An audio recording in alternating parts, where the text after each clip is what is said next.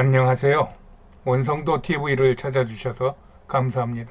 오늘은 흉노 이야기 32번째, 흉노와 집시의 그 5번째, 저의 사역 이야기입니다. 제가 2004년도에 파송된 불가리아는 유럽과 아시아 그리고 지중해를 통한 아프리카와 접하고 있는 고대 사회의 지정학적 중심 지역이었어요. 여기에 4대 문명의 이전부터 트라키아라는 고대 부족 국가가 있었고, 이들이 고대 사회를 주름잡던 부족이었던 것으로 호머나 헤로도투스 같은 그런 대역사가들의 그런 어록이나 또한 글이나 그들의 지도에 나타나고 있어요. 그들이 기원전 1700년경에 카데시, 성경에서는 가데스라고 나오는데, 이 카데시에서 이집트와 20년 동안 전쟁을 하다가 끝을 못 내고 화친을 맺으며 그 화친 조약서가 인류 최초의 평화 조약서가 돼서 그것이 지금 UN 빌딩에 그것이 부조로 걸려 있는 것으로 알고 있습니다.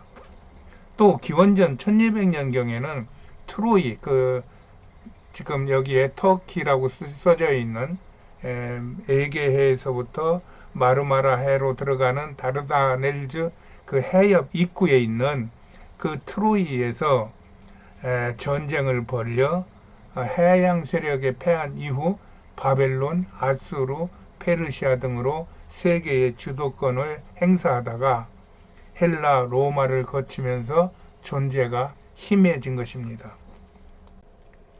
그렇게 그들은 헬라와 로마의 주력 공격 부대와 혹은 용병으로 이렇게 쓰임을 받으면서 그 당시 전 세계에 고루 퍼진 것입니다. 그 후 18, 19세기에 팽창주의를 거치면서 서구와 아프리카, 아메리카, 아시아까지 퍼져나가 지금은 한국과 일본, 아일랜드 외에는 온 세상에 집시들이 퍼져 있다고 그들은 말하고 있어요. 그러므로 집시들을 알기 위해서는 이 고대의 지형과 사건들과 성경에 대한 사전 지식이 있으면은 더 실감나게 이렇게 알기가 좋습니다. 집시의 숫자는 이 지도에서 보면 약 500만으로 보고 있습니다. 그중 집시들이 가장 많이 사는 나라가 루마니아인데 현지에서는 약 250만 명을 보고 있죠. 그럼에도 불구하고 불가리아는 지금 약 80만 정도가 모여 사는데, 그곳을 집시의 고향이라고 부르는 데는 앞에서 당시의 지정학적인 요건이나 역사적인 유물이나 유적들이 그럴 만한 이유를 말해주고 있기 때문일 것입니다. 그래서 지금은 일반적으로는 이 500만인보다 배는 넘는 1000만, 또 대부분의 사람들은 1500만 명 정도가 전 세계에 퍼져 있을 것이다 말합니다. 왜 이렇게 숫자가 왔다 갔다 하느냐 하면은 그들은 민족도 아니고 그렇다고 어느 나라의 국민도 아니고 그렇다고 그들이 주민등록증에 없는 것도 아니고 여러 가지가 어수선하게 얽혀 있어서 그들을 제대로 통계에 넣고 있지 못하기 때문입니다. 그래서 나는 이 집시들의 원고향격인 불가리아 지역에 대하여 집시들이 어떻게 흩어져 사는지를 한번 생각해 보고 그림을 그렸습니다.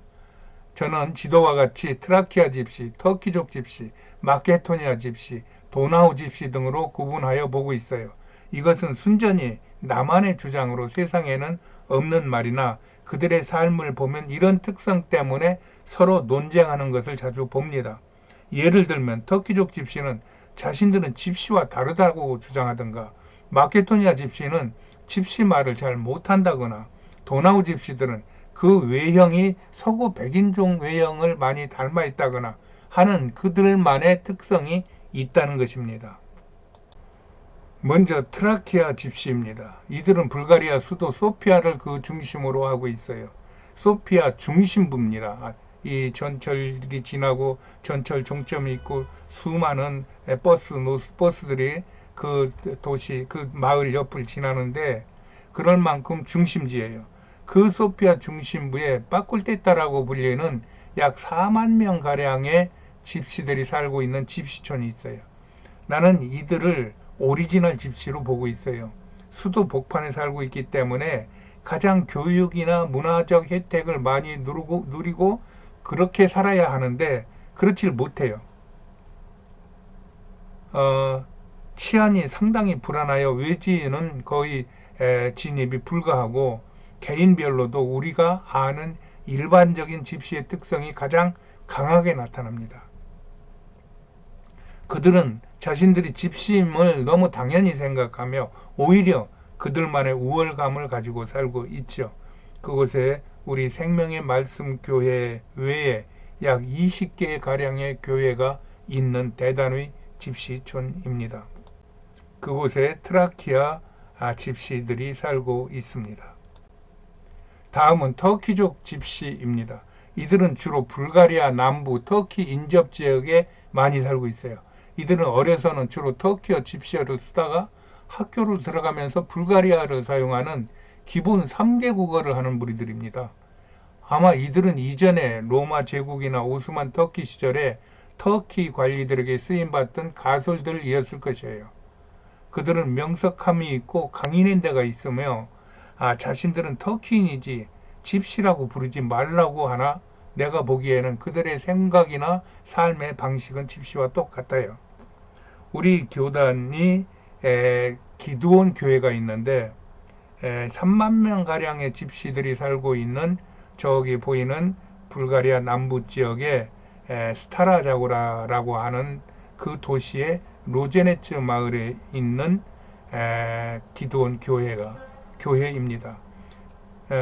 그 교회의 대표 목사인 아센과 터키 여행을 한 적이 있어요. 그런데 터키인들과 대화가 자유스러운데 터키어를 하는 한국 가이드에게는 잘 통하지 않아? 제가 물어봤어요. 왜 저 터키는 우리 지도자하고 터키어를 잘 하는데 너는 왜 터키어가 저 지도자하고 잘 안 되냐 그랬더니 나중에 이 한국 가이드가 터키인에게 물어보더니 하는 말이 저 집시가 쓰는 말이 고대 터키어라 그렇다는 얘기입니다. 이로 인하여 제가 트라키아, 터키, 그 다음에 투르키에, 그 다음에 집시, 이들이 다 한 덩어리였을 것이라는 것에 대한 신빙성이 더욱 굳어졌습니다.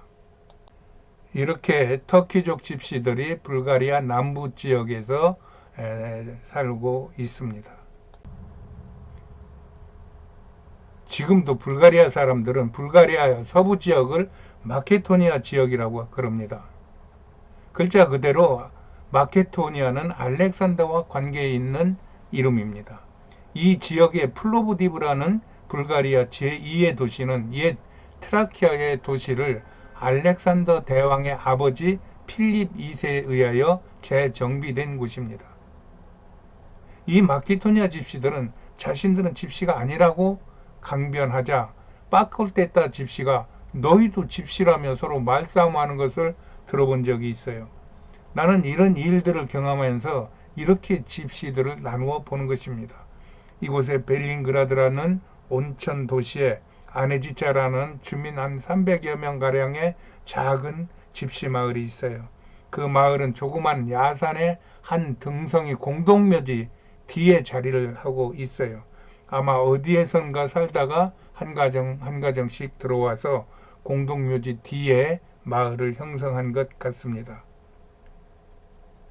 이들의 삶은 집시 중에서도 좀 가장 궁색해 보이나 나름대로 그들에게는 그 알렉산더의 그 기질을 닮은 좀 강인한 기질들을 많이 보이고 있는 사람들이 이 마케도니아 집시들입니다.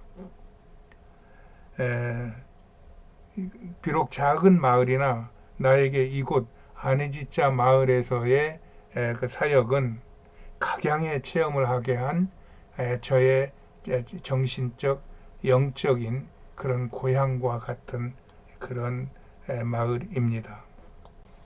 다음에 도나우 집시입니다. 불가리아 북쪽은 도나우 강이 루마니아와 불가리아의 국경을 나눕니다. 이곳의 집시들은 좀 많이 다릅니다. 그들 중에는 백인의 외모를 갖고 있는 이들도 많고 이름도 그리스식 이름이 많다고 이야기를 합니다. 나는 이것을 로마와 연결시켜서 생각합니다. 즉 초기 로마는 전쟁에 의해 세계 전역에 전장을 가지고 있으며 많은 전쟁 영웅들이 활동하던 때입니다. 그들이 퇴역을 하면 황제가 있는 이스탄불로 돌아와야 합니다. 이것은 로마에게는 자랑스러운 일이나 로마의 황제에게는 신경이 많이 쓰이는 일입니다. 이때 해군을 지휘하던 장수가 돌아오면 황제는 이 해군 장수들을 포상하고 그들에게 영토와 가솔들을 주어 멀리 배 타고 보냅니다. 그들이 이스탄불에서 배 타고 흑해를 가로질러 위로 올라오면 만나는 데가 도나우강입니다. 그들이 도나우강을 타고 들어와 좌측으로는 불가리아 평원이 있고 우측으로는 루마니아 평원이 있는 것입니다.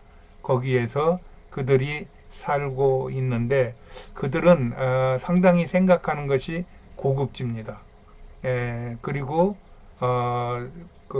어떤 지성적인 부분도 다른 집시들에 비해서 많이 보이는 그런 좀 고급적 특성을 가지고 있는 집시들입니다. 이들을 저는 도나우 집시라고 부르고 있는 것입니다.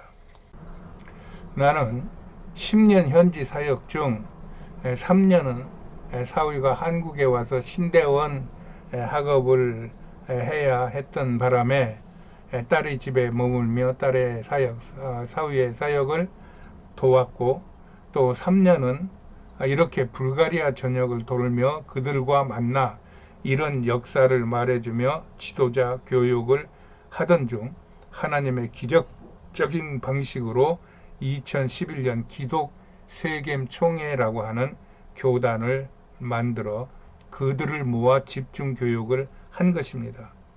이렇게 10년 교육을 10년 사역을 한 이후에 잠깐 한국에 들어왔다가 다시 나갈 생각으로 한국에 들어왔었는데 백혈병으로 쓰러져 지금까지 10년 가까이 못 가고 있는 것입니다.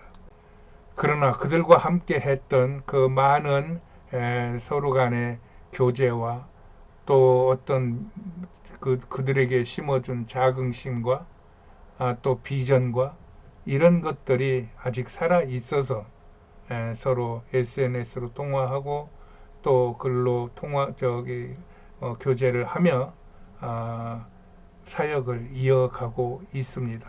그 이야기를 다음에 하겠습니다. 오늘은 여기까지 하겠습니다. 안녕히 계세요.